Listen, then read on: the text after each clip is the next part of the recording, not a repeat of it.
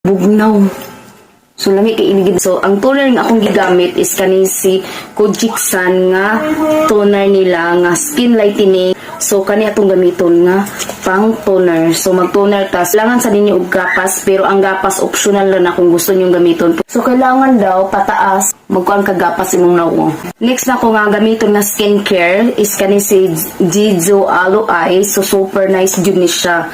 Mga te kung gusto mo gamit ani nga product, so i-try ninyo kay the best jud ni para sa naong. So kung gabi imang good, wala kay ko gigamit nga mga skincare.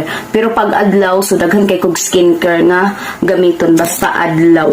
Pero karon kay gabi iman, so wa kay ko gigamit. So kani magamit ta ani, dayon dire ra ko mukuha sa taklob. Butang ako sa kong naong. Ana, i-apply na ninyo. Pati sa liog, apilo ninyo. So, magamit og pison, so iligid-ligid na to sa kong naong. Kay para kununghay mamassage din. Pinaka-importante dire